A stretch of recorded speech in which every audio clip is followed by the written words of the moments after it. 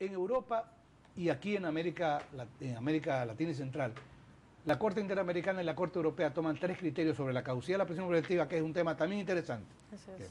Un criterio es la gravedad del delito.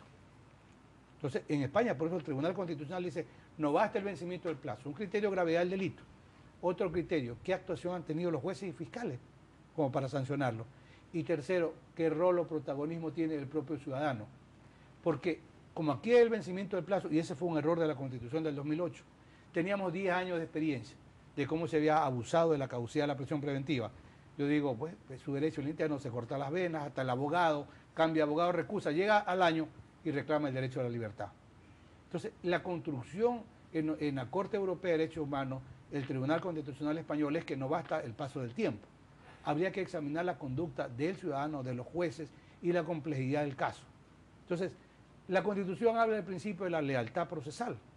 Y yo digo, si alguien, sin motivo, demora la tramitación del proceso, incurre en un acto de deslealtad, que es un principio constitucional.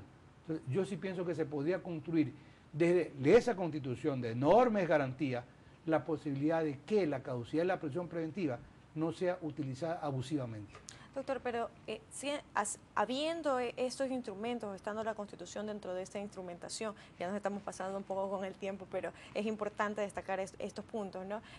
Estando esta Constitución garantista y siendo uno de los pilares para realmente construir una legislación que fortalezca esta parte de la justicia como tal, ¿por qué de pronto será la falta de capacidad de los asambleístas, de desconocimiento dentro de estas materias en las cuales no llegan a una estructura fuerte? Y sí me gustaría también destacar que vemos propuestas en las cuales se habla ya de penas de por vida, de cadenas perpetuas de algunos sectores dentro de la misma asamblea, en la cual vemos posturas, en la cual ven cuál le agrade más a la popularidad que cuentan ellos.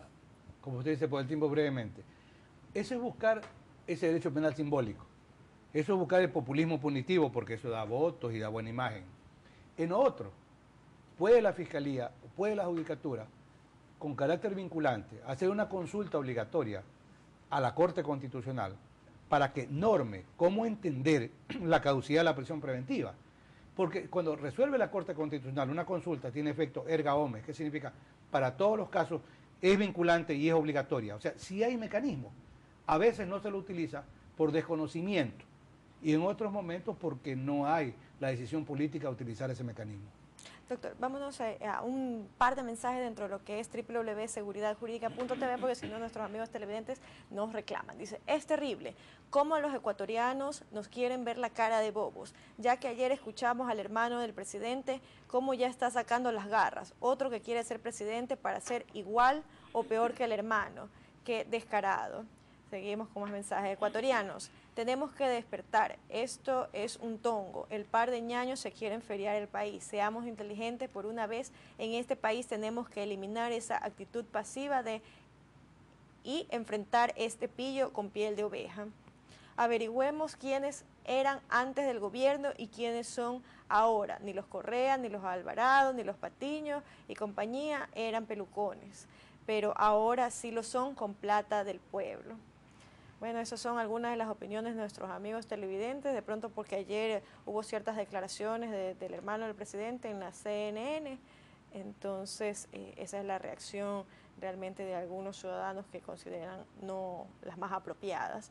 Dentro de, doctor, y como para culminar lo que es el programa, dentro de el contexto, escuchábamos en unas declaraciones al señor fiscal general decir de que en la parte del concepto de sicariato, aquí lo tengo anotado, en el concepto de sicariato dice que hay mucha gente que dice que desconocía o que en su época desconocía hasta el internet y que por eso no contemplan lo que es el concepto de sicariato. Pero usted nos ha dicho que apoyando la estructura que ya está fundamentada en el Código Penal, entonces dentro de las declaraciones del señor fiscal, vemos que usted tiene hasta su página web. Aquí vemos, por favor, si la enfocan, www.alfonsosambrano.com, que es su página, y vemos que usted sí conoce lo que es el Internet y de todas formas sigue con la postura de que en el código sí está implementado y que no es que las personas que desconocen lo que es el Internet,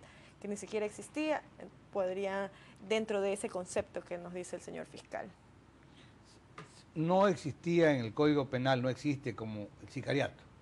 Lo que yo sostengo es que el asesinato por precio o promesa remuneratoria, y eso es el sicariato, ya está en el Código Penal en el artículo 450. Pero lo más importante que eso es estar convencido que el sicariato no va a disminuir y menos desaparecer porque en el Código Penal se lo tipifique. En algunos momentos, y el sicariato obedece, como estamos apreciando, aunque sea a grupos pequeños de delincuencia organizada.